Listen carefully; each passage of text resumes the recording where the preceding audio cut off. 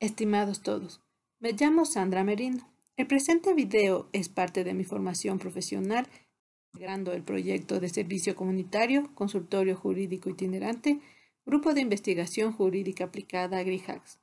A continuación, presento el procedimiento que puede realizar cualquier persona en Ecuador en caso de ser víctima de violencia intrafamiliar.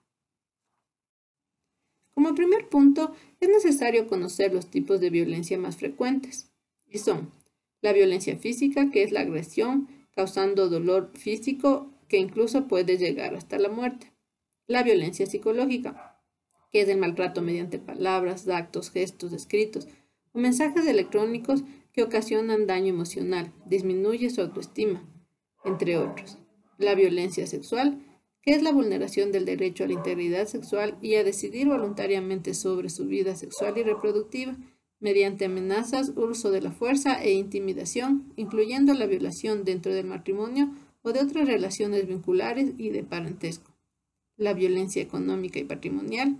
La persona es menospreciada por sus recursos económicos y patrimoniales, incluidos aquellos de la sociedad de bienes conyugal y de uniones de hecho. La violencia gineco-obstétrica. Toda acción u omisión que limite el derecho de las mujeres embarazadas o no a recibir servicios de salud gineco-obstétrico. El artículo 159 del COIP indica las contravenciones de violencia contra la mujer o miembros del núcleo familiar. La persona que hiera, lesione o golpee a la mujer o miembros del núcleo familiar, que cause daño o enfermedad limitando sus actividades cotidianas por un lapso no mayor a 3 días, será sancionada con privación de libertad de 10 a 30 días. Quien agreda físicamente a la mujer o miembros del núcleo familiar a través de puntapiés, bofetadas, empujones u otros modos con uso de la fuerza física sin causarle lesión será sancionada con privación de libertad de 5 a 10 días o trabajo comunitario de 60 a 120 horas y medidas de reparación integral.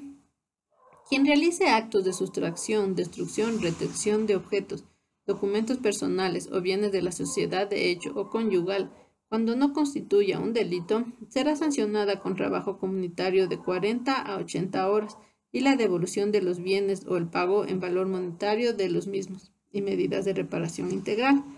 Quien por cualquier medio opine expresiones en descrédito o deshonra en contra de la mujer o miembros del núcleo familiar, cuando no constituya un delito, será sancionada con 50 a 100 horas de trabajo comunitario y se dispondrá el tratamiento psicológico a la persona agresora y a las víctimas, así como medidas de reparación integral.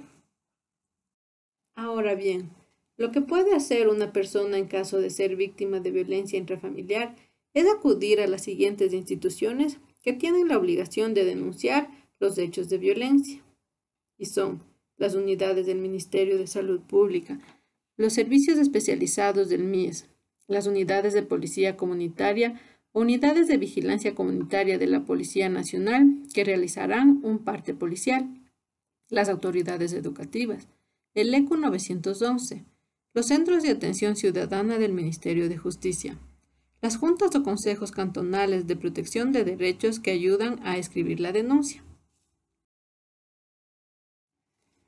En caso de contravención, la persona debe acudir a la unidad judicial especializada contra la violencia a la mujer y miembros del núcleo familiar, donde le realizarán un examen médico. Posteriormente, deja la denuncia al juez competente. Si el juez encuentra que es delito, remite al fiscal el expediente para investigación. Caso contrario, continúa en procedimiento expedito. El juez, en primera providencia, dispone medidas de protección según el caso, como boletas de auxilio, prohibición de que el agresor se acerque.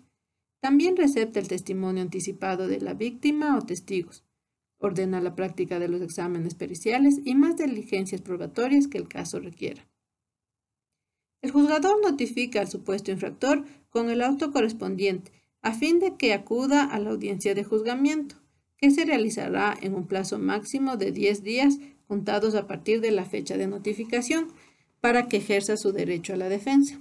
Posteriormente, en una sola audiencia de juzgamiento, el juzgador dicta la sentencia de manera motivada, de forma oral, que posteriormente es notificada a las partes procesales en forma escrita.